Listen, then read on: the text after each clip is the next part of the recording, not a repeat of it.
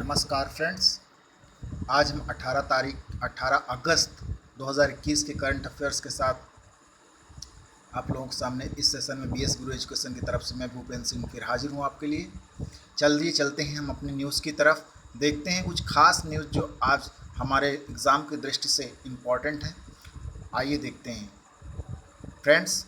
यदि आप लोगों को ये वीडियो अच्छा लगता है, यदि आप इस पर थोड़ा बहुत सीख पाते हैं तो आप इस वीडियो को लाइक करें और सब्सक्राइब करें। अपने फ्रेंड सर्किल को इसको ज़्यादा से ज़्यादा शेयर करें ताकि इस सूचना का लाभ ज़्यादा से ज़्यादा लोग, ज़्यादा से ज़्यादा स्टूडेंट्स, ज़्यादा से ज़्यादा एस्पिरेंट्स उठा सकें। और ये न्यूज़ उन सभी लोगों के लिए है जो आज या कल आने वाले समय में अपने फ्यूचर की तैयारी कर रहे हैं। आने वाले समय में यदि कोई वो गवर्नमेंट जॉब करना चाहते हैं, उन सभी के लिए ये न्यूज़ बहुत ही इम्पोर्टेंट होने वाली है। ये news the Hindu, the Indian express, अन्य कई न्यूज़पेपर्स के साथ से ये जो आपके पास न्यूज़पेपर अवेलेबल नहीं होती, ये उन न्यूज़ से लेकर आप लोगों के लिए लाई गई न्यूज़ होती हैं। चलिए फ्रेंड्स देखते हैं। आज महाराजा रणजीत सिंह जो कि न्यूज़ में बने हुए हैं, इनके ख़ास तौर से एक स्टेच्यू है जिसे तोड़ दिया गया है विदेश में। इसके कारण ये न्यूज़ में है और इसलिए हमारे इतिहास की दृष्टि से भी और हमारे इस तरह करंट में बने होने की वजह से ये हमारे लिए काफ़ी इम्पोर्टेंट हो जाते हैं। प्रारंभिक जीवन, महाराजा रणजीत सिंह का जो प्रारंभिक जीवन था, इनका जन्म 13 नवंबर 1780 को गुजरावाला में हुआ था, जो कि अब इस समय गुजरावाला पाकिस्तान में है। और इनके पिता माह सिंह की एकलौती संतान थे, जिनकी मृत्यु के बाद 1792 में रणजीत सिंह एक सिख समूह शुक्रचकियों के प्रमुख बने। उनकी रियासत में गुजरावाला शहर और आसपास के गांव शामिल थे, जो अब सभी पाकिस्तान में हैं। सिख साम्राज्य के संस्थापक, उन्होंने मिसलों को समाप्त कर सिख साम्राज्य की स्थापना की। पहले क्षेत्रों को मिसलों में बांटा गया था, जिन्हें महाराजा रणजीत सिंह ने इकट्ठे करके मिसलों को समाप्त कर सिख साम्राज्य की स्थापना की। उस समय पंजाब पर शक्तिशाली सरदारों का शासन था, जिन्हें इस क्षेत्र में मिसलों में विभाजित किया था। जिन्होंने इस क्षेत्र को मिसलों में विभाजित कर रखा था। मिसल सिख संघ के संप्रभु राज्यों को संदर्भित करता है और जो 18वीं शताब्दी के दौरान भारतीय उपमहाद्वीप के उत्तरी भाग में पंजाब क्षेत्र में मुगल साम्राज्य के पतन के बाद उभरे थे। और उन्होंने 19वीं शताब्दी के पूर्वार्ध में उत्तर पश्चिम भारतीय उपमहाद्वीप पर शासन किया। लाहौर यानी उनकी राजधानी को अफगान आक्रमणकारियों से मुक्त करने में उनकी सफलता के लिए उसे पंजाब का शेर यानी शेरे पंजाब की उपाधि भी दी जाती है। महाराजा रणजीत सिंह को आज इसलिए भी याद किया जा रहा है फ्रेंड्स, महाराजा रणजीत सिंह के समय में आज जो अफ़गानिस्तान तालिबान के कब्जे में है, वो उस वक्त भारत का हिस्सा हुआ करता था। और महाराजा रणजीत सिंह आखिरी शासक हुए जो भारत के कब्जे से वहाँ पर शासन किया। यह भारत का अभिन्न अंग था पाकिस्तान, और उस वक्त महाराजा रणजीत का शासन था और अफ़गानिस्तान भारत का हिस्सा था। चलते हैं फ्रेंड्स अपनी नेक्स्ट न्यूज़ की तरफ, देखते हैं प्रधानमंत्री जन धन योजना। फ्रेंड्स, आप लोगों को मैं पिछली न्यूज़ में जैम के विषय में बता चुका हूँ। जन धन आधार, मैं जैम के विषय में बताया हूँ। JAM, जैम, जन धन आधार और मोबाइल, ये तीन चीज़ों का जन धन आधार यानी बैंक खाता आपका प्रधानमंत्री जन धन योजना के तहत आधार आपका एक पहचान पत्र और मोबाइल के द्वारा यदि तीनों को जोड़ दिया जाता है तो इसे जैम के नाम से जाना जाता है, जो कि मैं पहले आपको पढ़ा चुका हूँ अपने पिछले वीडियोस में। तो जन धन आधार मोबाइल ये एक ट्रिनिटी है जिससे सरकार जनता तक अपनी पहुंच बढ़ा रही है और डायरेक्ट बेनिफिट ट्रांसफर यानी DBT को बढ़ावा देने की कोशिश कर रही है।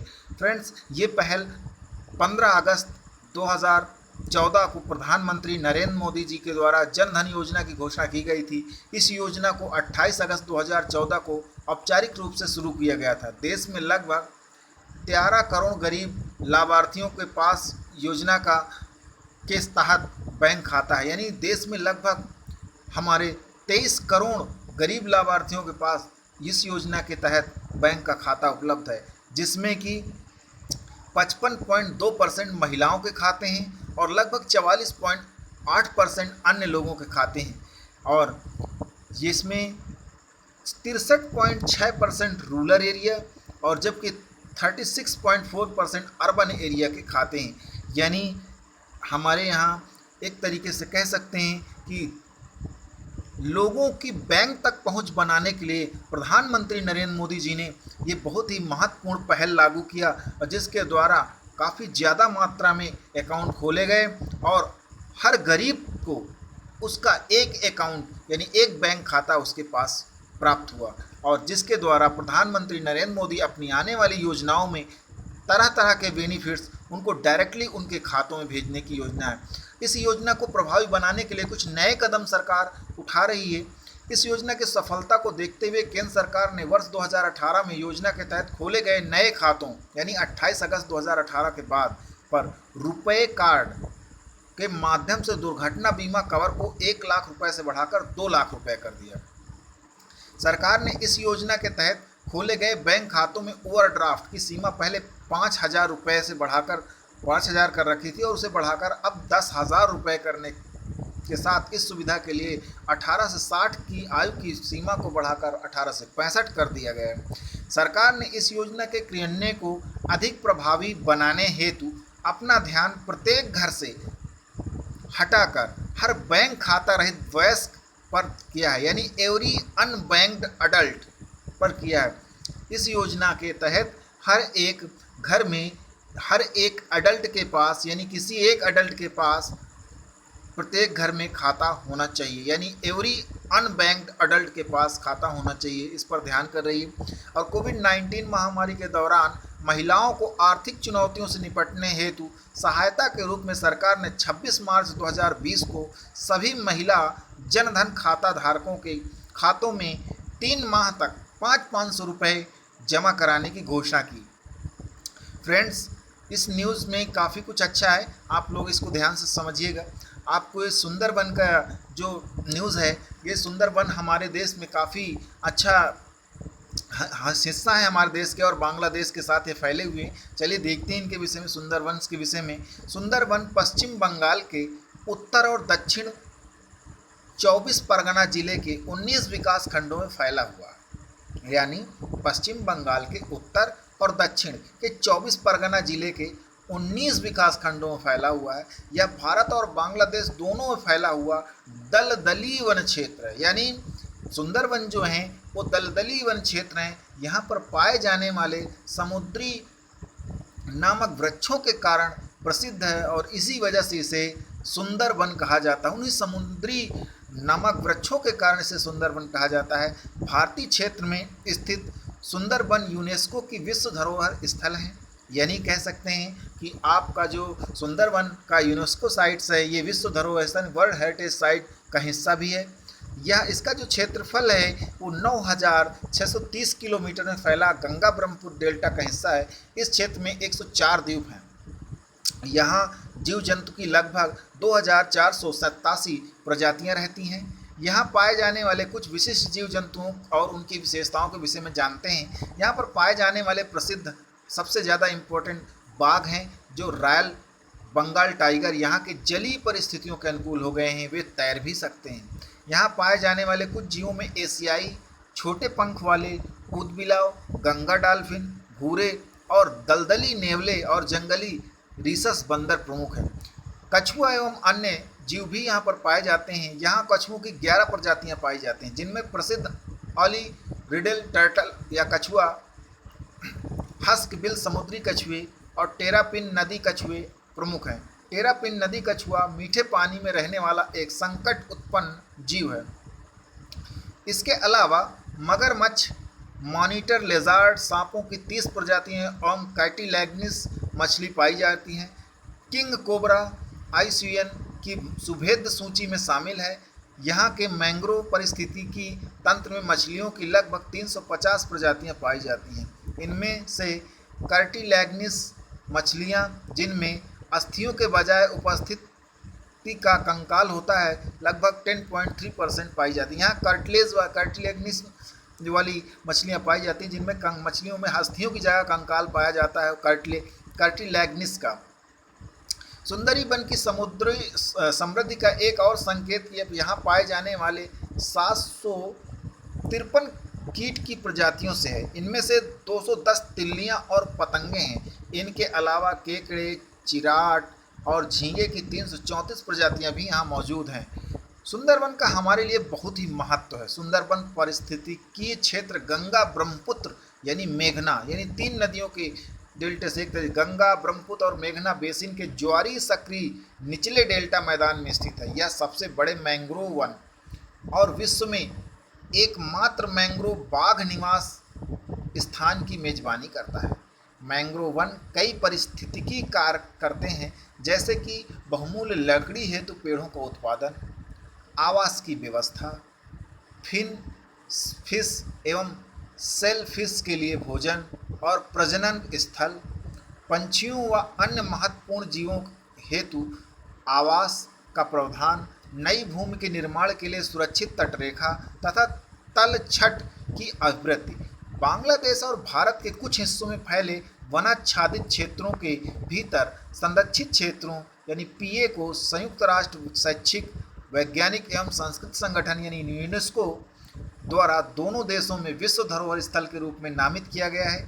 दोनों देशों में 10,000 वर्ग किलोमीटर में फैले प्राकृतिक क्षेत्र भी रामसर साइट या अंतर्राष्ट्रीय महत्व की आर्द्रभूमियाँ हैं। जैसा कि मैं आपको बता देना चाहता हूँ, यूनेस्को की वर्ल्ड हेरिटेज साइट के विषय में मैं आपको पिछले उसमें बता चुका हूँ, क्योंकि जब हमारे रामप्पा टेम्पल और आपको रामप्पा टेम्पल के साथ यानी 2 हमारे यहाँ के धरोहरों को घोषित यूनेस्को हेरिटेज का साइट का दर्जा मिला था। इसके बाद साथ में साथ बता देना चाहता हूँ, रामसर साइट एक कन्वेंशन है ये, जिसमें कि आर्द्र भूमियों को संरक्षित किया जाता है। अब तक हमारे भारत में कई आर्द्र भूमियों को संरक्षित किया गया है रामसर साइट कन्वेंशन के अंतर्गत। अंतर्राष्ट्रीय महत्व की आर्द्र भूमियाँ हैं। दोनों देशों में वन क्षेत्रों को साफ कर अब वहाँ सामूहिक रूप से 7.5 मिलियन से अधिक लोगों के आवास हैं। यह क्षेत्र जीवों की विस्तृत श्रृंखला के लिए जाना जाता है, जिसमें 260 पक्षी प्रजातियाँ शामिल हैं। यहाँ कई दुर्लभ और विश्व स्तर पर खतरे में पड़ी वन्य प्रजातियाँ हैं, जैसे estuarine crocodile, royal Bengal tiger, water monitor छिपकली, गंगा डॉल्फिन और ओलिव रिडल कछुओं का निवास स्थान है। फ्रेंड्स, चलते हैं हम अपने एक नई न्यूज़ की तरफ, अगली न्यूज़ की तरफ, जो कि काफ़ी अच्छी है, जिसे हम कैटल आइलैंड के नाम से जानते हैं। कैटल आइलैंड कुछ इस तरह का ये हीराकुंड जलाशय के पास में पाया जाने वाला क्षेत्र है। ओडिशा वन और पर्यावरण विभाग पर्यटकों के लिए हीराकुंड जलाशय के द्वीप के लिए इको टूरिज्म पैकेज की शुरू कर रहा है। यानी जो ओडिशा वन और पर्यावरण विभाग है वो पर्यटकों के लिए हीराकुंड जलाशय के द्वीपों के लिए इको टूरिज्म पैकेज शुरू कर रहा है। हीराकुंड जलाशय के 3 द्वीपों में से एक कैटल आइलैंड के रूप में जाना जाता है। हीराकुंड जलाशय के 3 द्वीपों में से एक कैटल आइलैंड के रूप में जाना जाता है। यह हीराकुंड जलाशय के चरम बिंदु में एक उपस्थित है। यह पूरी तरह से जंगली जानवरों का स्थान है और यहाँ मनुष्यों का किसी भी प्रकार का हस्तक्षेप नहीं है। द्वीप एक जलमग्न पहाड़ी और हीराकुंड बांध के निर्माण से पहले यह एक विकसित गांव हुआ करता था। आइए देखते हैं मानचित्र में, हमारे इस मानचित्र में देखते हैं आपका ये हीराकुंड डैम आपके पास, ये आप जैसा कि देख पा रहे हैं, ये आपका हीराकुंड डैम है। जहाँ पर एक्चुअली हुआ ऐसा कि जब हीराकुंड डैम यहाँ बना तो यहाँ पर पहले एक गांव था। यहाँ पर पानी भरने की वजह से यहाँ के जो जीव जंतु हैं ये केवल ऊंचे स्थानों पर पहुँच गए और यहाँ के जो प्रवासी लोग हैं वो अपने जानवरों को छोड़कर बाहर चले गए, जिसके कारण यहाँ के ऊंचे स्थानों पर, जिसको कैटल आइलैंड कहते हैं, वहाँ पर जानवर सारे इकट्ठे हो गए और अब उसे कैटल आइलैंड के नाम से जाना जाता है।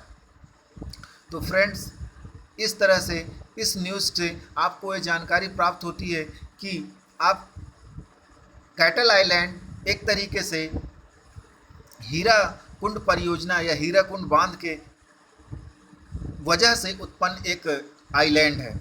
चलते हैं अगले नेक्स्ट न्यूज़ की तरफ, देखते हैं, क्योंकि हीराकुंड भी हमारी इस न्यूज़ में आया हुआ तो इसके विषय में थोड़ा जान लेते हैं।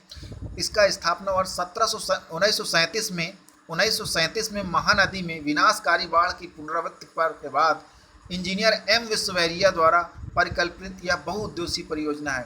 1937 में महानदी में विनाशकारी बाढ़ की पुनरावृत्ति के बाद इंजीनियर थे विश्वेश्वरैया द्वारा परिकल्पित यह बहुउद्देशीय योजना है। बहुउद्देशीय योजना का मीनिंग होता है कि ये एक साथ कई उद्देश्यों को पूरा करती है, यानी कई कार्यों को पूरा करती है, जैसे बिजली बनाना, पानी, सिंचाई के लिए पानी उपलब्ध होना, बाढ़ से क्षेत्रों को संरक्षित करना। इस तरह से कई एक बहुउद्देशीय परियोजनाएं होती हैं। ये इसका पहला पन बिजली संयंत्र 1956 में चालू किया गया था। यहाँ भारत का सबसे लंबा बांध है। हीराकुंड बांध भारत का सबसे लंबा बांध है। इसकी अवस्थिति, यह बांध उड़ीसा के संबलपुर शहर के ऊपर की ओर लगभग 15 किलोमीटर की दूरी पर महानदी में बनाया गया है। यानी हीराकुंड बांध महानदी पर बनाया गया है। महानदी प्रणाली गोदावरी और कृष्णा के बाद प्रायद्वीपीय भारत की तीसरी सबसे बड़ी और उड़ीसा राज्य की सबसे बड़ी नदी है। इसका उद्गम छत्तीसगढ़ राज्य की बस्तर पहाड़ियों में रिसाव के पास अमरकंटक के दक्षिण से होता है। नदियों का जल ग्रहण क्षेत्र छत्तीसगढ़, मध्य प्रदेश, उड़ीसा, झारखंड और महाराष्ट्र तक फैला हुआ है। फ्रेंड्स, इसी के साथ अभी आप लोगों को विदा लेता हूं आप लोगों से। Thanks for watching this video. Please friends, यदि आपको ये वीडियो अच्छा लगता है, यदि आपको एग्ज़ाम की दृष्टि से उपयोगी है, तो कृपया इसे लाइक करें और सब्सक्राइब करें। Thanks for watching this video.